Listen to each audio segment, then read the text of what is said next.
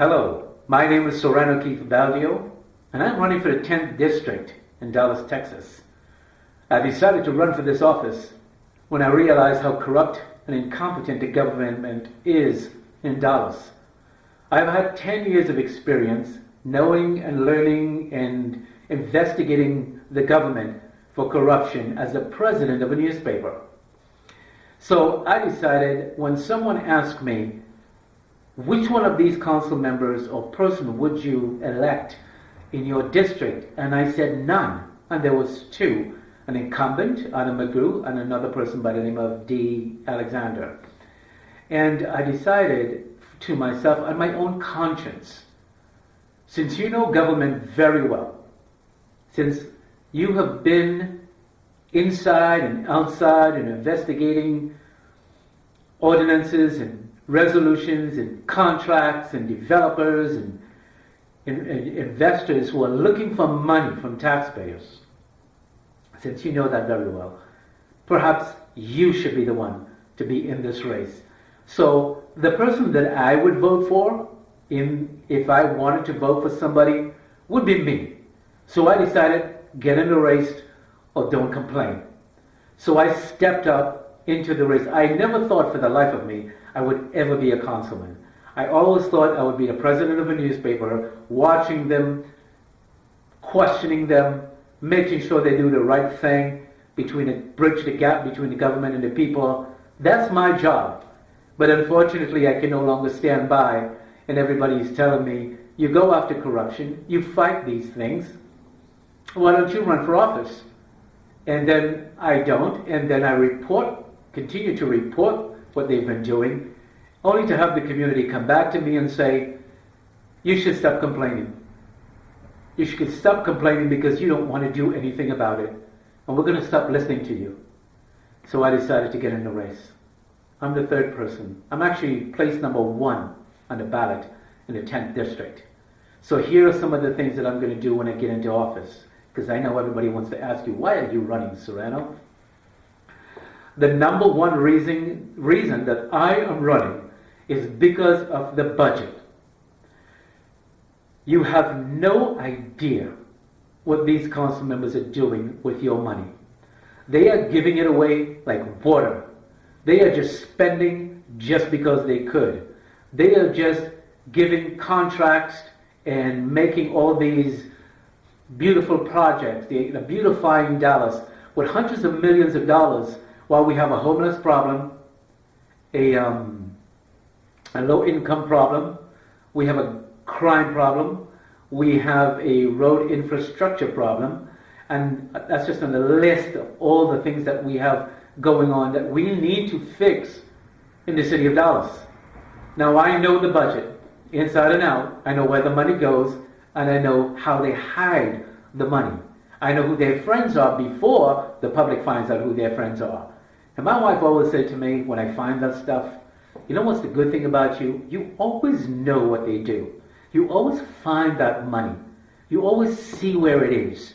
And yes, I do. So when I'm elected and I'm sitting on the city council, you better believe any money that passes by me, I will figure it out. Anyone that tries to put something up in the dais for us to vote on, I'm going to know exactly what's it about. So one of the crises that we have in the city of Dallas is the city have over-borrowed money. For instance, this year, 2019, we have to pay back $115 million. That's the principal. And the interest to that is $99 million. That doesn't make sense to me. And next year it's the same thing as it comes down. We have to pay back $149 million, and the interest is another $89 million. So why didn't we just take the interest and pay for what we need to pay for on a longer term and save us the $151 million we keep having to pay back as we borrow? So another incident is the Omni. The city of Dallas somehow put itself in debt with the Omni Hotel. And the principal payment for this year, 2019, is $9 million. The interest is $14 million. That doesn't make sense to me. They overspend. They're wasting money left, right, and center. And nobody is questioning this. Nobody is doing anything. Because when you hear the argument on the city council, it's like children. Nobody knows what to do. They bicker, they fight, and they spend. ESPN, $250,000 corporate welfare. Amazon, $1.2 million corporate welfare. Home Depot, $5.3 million corporate welfare. What is corporate welfare? Corporate welfare is a company coming in and saying, we're broke, we have no money. The fact is, these are multi-billion-dollar companies, but we're giving them corporate welfare. This is how the current city council members are thinking. So when we're looking for money for the police department, when we're looking to hire more officers, we can't, because they're giving away money like crazy. The councilman for the 10th district, Adam McGough, tacked on another $16 million. See, the city manager sets the levy. The city manager was finished setting the levy and gave them a whole bunch of amendments to cut. Lee Kleinman, councilman, found $38 million. The councilman for my district says he wants $60 million for law enforcement, public safety. Well, he didn't want to take Lee's money because he hated him or disliked him. And so he decided to stick it to taxpayers instead. So he made the curve and came back to us. So he took $16 million from us instead of the $38 million that was part of the fact that Lee found. So all this nonsense that is happening is why I need to get into the city council. As a president of a newspaper, I have gone after this, left, right, and center. And I made sure that I knew exactly what to do if I would ever control the city council. So sometimes I would suggest people to vote for. And the public would say, this was in Patterson, New Jersey, there's a corrupt government, keep electing the same corrupt people because they know how to lobby, they know how to quarantine people, they have their group that follows them who vote. But I'm not after that. I'm after the fed up voters. But I'll get to that in a second. So what happens is that they come along and they start overspending. We have no money for officers. We have less officers. And then when it's time for the public to get involved, guess what? The public is nowhere to be found. You, the public, always complain about there are no officers. But when there are public meetings like yesterday with 20 officers, including the assistant chief and the chief of the northeast and southeast district, 5 members of the community showed up. This is not helpful to me finding money for the police department or showing that we care back in return. If you want to solve crime, which is one of my biggest issues, the 10th district was acknowledged as the most dangerous and violent district in the city of Dallas. That is not going to happen under my watch. And every time you see the police chief goes out and she tries to do something, the councilman is not by her side in this district. He's off trying to hug somebody or take credit for something else or try to get into somebody else's business and then take credit for that, for his re-election. But to help the police chief, he's never there. I've never seen him stood by her and try to do things together to bring down crime and do anything of that sort. But I guarantee you, when I am elected, I will be by the police chief's side every single time she goes out, helping her, making sure that crime is reduced, not just in the 10th district, but ours is the worst district. And I got to start from here. So I wanted to introduce myself to you and talk about a few things that I'm going to be doing when I get into City Hall. But I must tell you, these are very dangerous times. These are very trying times in the city of Dallas. The next budget is going to be one of the most, if not helped, destructive budget in the city of Dallas. Every year the taxes go up. Every single year. My taxes went up $211 in this cycle. So every year when you look at the budget, it keeps going up. The overspending, $150 million to visit Dallas, as if nobody knows Dallas is the place to come to. The real estate agencies put that out just so they can sell the homes. We don't need to be wasting $150 million. And the state fair, as a third-party entity, hundreds of millions of dollars, up to and over. The salaries for one of these people are over $1 million. The salary for Visit Dallas is $700,000 and up, around that, between 2 and 107. And do you know what bothered me the most in the last budget? City employees of Dallas. They gave them $270,000 to split between thousands of employees. That's very troubling, when millions of dollars are being given away to corporations, welfare, Visit Dallas, everywhere else. But I'm going to make sure that the police department is properly funded. I'm going to make sure we deal with the homeless situation, with the lack of affordable housing. And I want to go a little offbeat and tell you what's happening as part of the culture in District 10. There is a group of people in Highland Park that are saying they want a white councilman because Highland Park is white. But the 10th district is not white. So I challenge them that this is racism. It doesn't belong in Dallas. These are the same people that pushed Councilman McGough to vote to keep the Confederate monument. Now, 2 years ago he said it was racism or oppression against blacks. But if that's true, then why did you vote to keep it? So we know there's racism in him and them. On the other side, I got an extremist, left-wing, young, progressive person. Absolutely no power, no knowledge of government. But she has a group of people that are funding her, from Texas Working Family to a few other people that I won't mention. But they want to just put somebody in the seat so they can control that seat. This is corruption. The only reason that they're pushing her is because they want a progressive political agenda. We don't need that on the city council. No experience, nothing. So here's what happens. She said in the first place, I never wanted to be a council person. I don't want to run, I didn't want to do it. But my friend Michelle told me to do it. Then my family had to tell me. So basically, you the voters are the board members. They are stakeholders who are just people who vote. I mean, people who have pay taxes. But the voters are the board members. So she walks in and she says, I want to be CEO. But I really didn't want to be that in the first place. So first of all, you didn't want the job as CEO. And second of all, do you have any experience? No. Have you ever been in government? No. Have you ever been down in city in this corporation? No. Ever been part of it? No. But you want to be CEO? Yes. Why? Well, because I'm troubled by some of the things happening. That's the private sector. Those are non-for-profit that works with the city, but not part of the city or to control the city. I have no idea why she's running for office, but I just know this. If you're going to sit on the dais and cause problems and trouble for other people, not knowing the budget, this is going to devastate the city of Dallas. So I have a division here, and I have segregation here that I have to battle with. Now, these people have a lot of money with people who are special interest.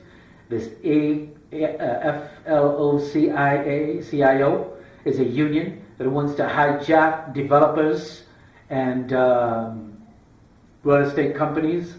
And they asked me to sign a document, sign my seat over to them. And I said, no, I can't do that. And they said, why? And I said, because I have to negotiate as a city council member with the developers and with people who want to build a city. But if you hijack me and you have my vote, I can't do that. I'll have to give you whatever I want, whatever you want. That's the special interest. So then I would have to go secretly and stop the committee from putting forward these developers so they can negotiate and stick it to the developers for more money. That's what's happening here. They also signed away, both of my opponents signed away, I think both of them. I have to make sure. But I asked the Texas Working Family, and they said, yes, both of them signed, but you didn't sign. And I said, I'm not signing. What they want us to do is they want to jack up $15 in Dallas, my district especially, the 10th district. 6 days paid sick leave by the employer, 14 weeks sick leave paid by the employer. What this has done in New York City and New Jersey is shut down businesses as fast as you can say, give me your money. So employers are also going digital. Employers are also cutting hours from these people. And when they start seeing the bad effect of putting those kind of people in legislative office, now they want to repeal everything. But it's too late. When you vote people like this into office, and people like Texas Working Family has left bodies, just unemployment bodies, by the hundreds of thousands. across the United States. Businesses just keep closing down.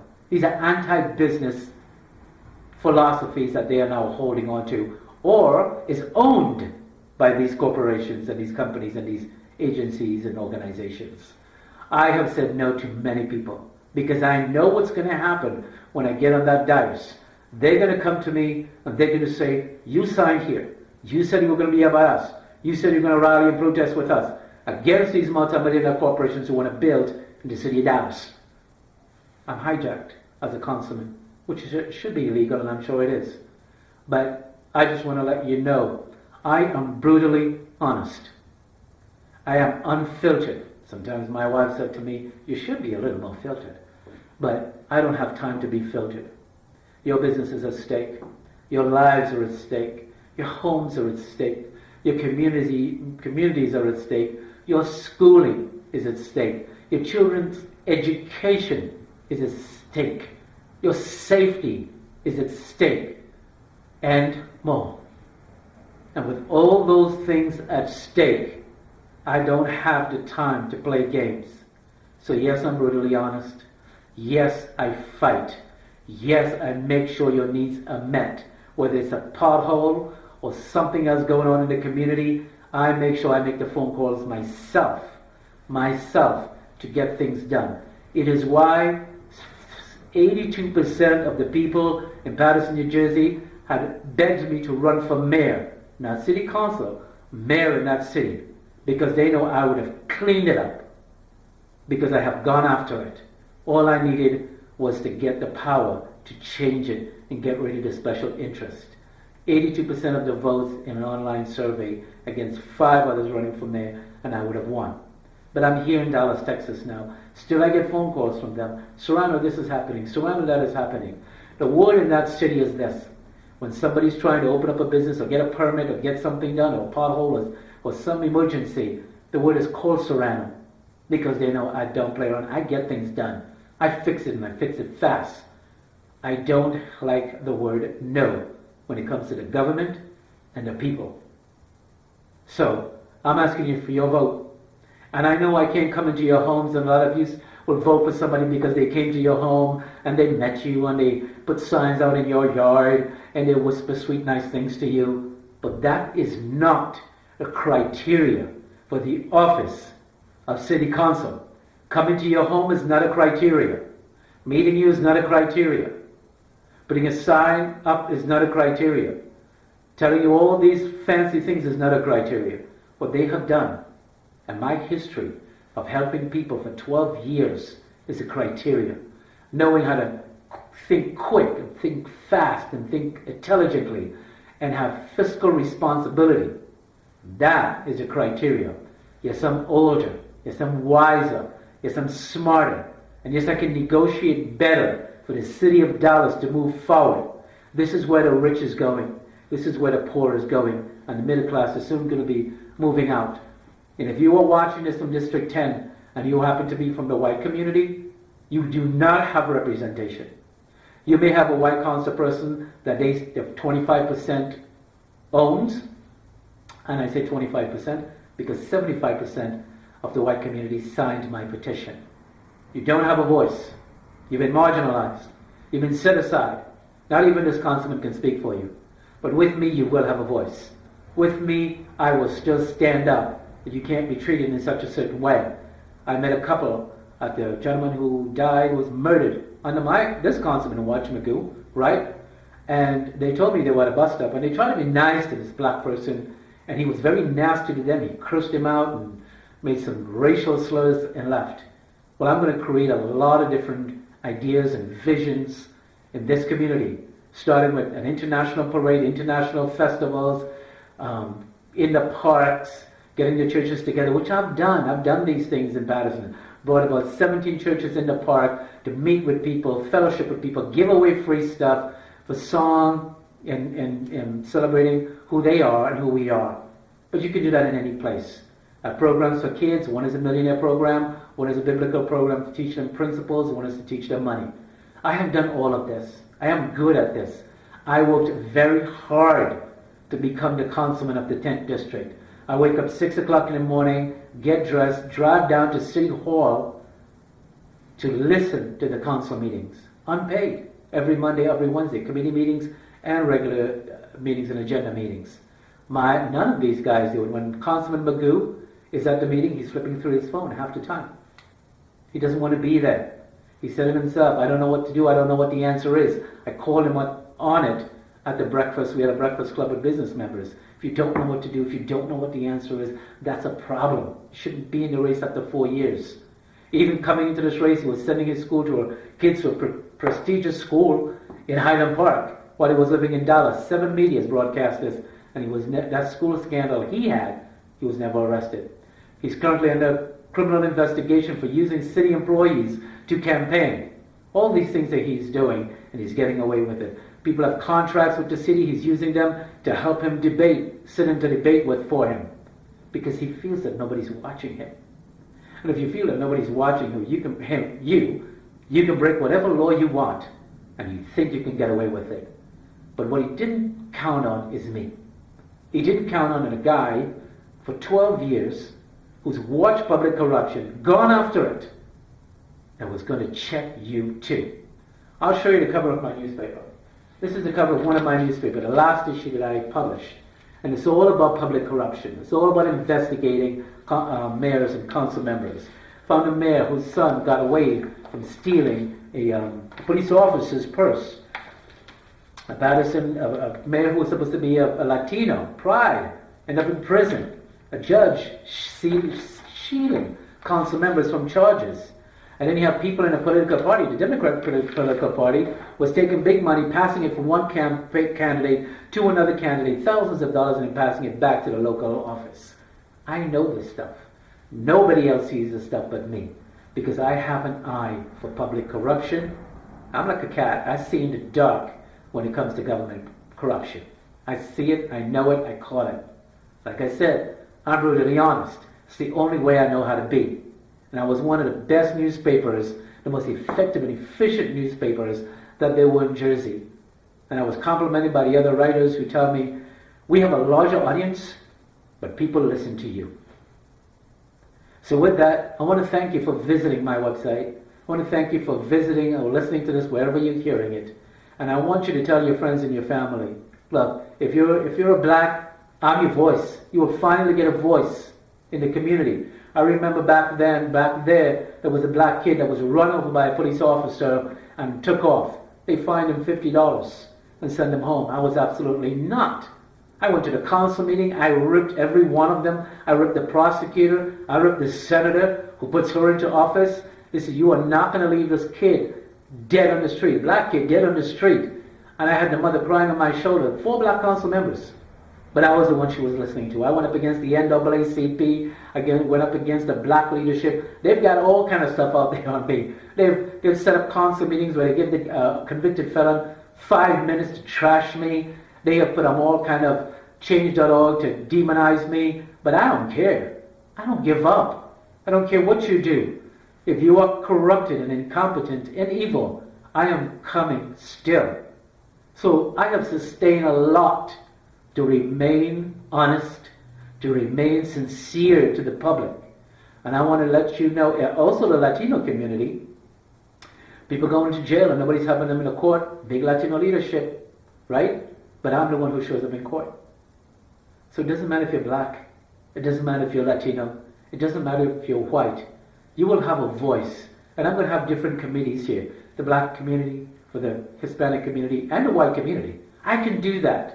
But this councilman can't. He'd be called a white supremacist. He already is for leaving the monument up. Wrong premise to leave it up on. Racism is not a good idea, a good argument. But he put that up. So, look for me on the ballot, place 1, District 10. And I promise you, if you ever want to meet me, I know I'm not able to come to everybody's home. I know they've got a lot of special interest spending money and sending people out to get them elected, all because I won't sign with them, all because I won't sign away the elected seat to them. They're paying people to block me and put them back on. I don't care. I'm just here to warn people and to tell them, if you don't vote for me, you better be careful with what you're going to get. I'm not looking for the voters loyal to them, or loyal to the extremist left wing, or loyal to the racism that he has going on. I'm looking for the fed up voter who year after year after year keep voting and then stop voting and don't even care to hear about elections anymore. I'm looking for you. I'm your guy. I'm the one that you were waiting for to come and say, you know what? I'm going to give this guy a chance. I wasn't going to vote, but I'm going to give him a chance. And I bet you're going to be proud of me. I bet you would. I'm going to have community meetings. You can come to it. I'm not going to let you alone and then show up only because it's election season. I'm always going to be there. And that's one of the things, my wife did a column on me on Sirrano.com. That's one of the things, I'm always visible. I'm always in the community. My response time on social media, Facebook, is 95% because I always watch your comments. What's bothering you? What's hurting you? What's going wrong in the community? Gunshots, sirens, all break-ins, all kind of stuff happening, car theft. You know, you come home, your house is broken into, you feel raped. It's sad. Don't wait for that to happen. You come home, your car is gone. You come home, somebody got shot. You come home, there's somebody waiting with a knife or a gun in the community. I'm going to put a digital hub right here in this district. And when I do, you're going to see how fast criminals are going to know somebody different is here. Somebody's going to fight me is here. And they're going to have to pack up and leave. So with that, I want to ask you for your help because, like I said, I worked very hard for this position. For 2 years I've been at that council meeting unpaid. And I don't have the power to help you. President of a newspaper, there's not much I can do but just report. But as a councilman, I can make the changes that would make you say, wow. So I want you to trust me. I am honest. And there's nothing hidden here.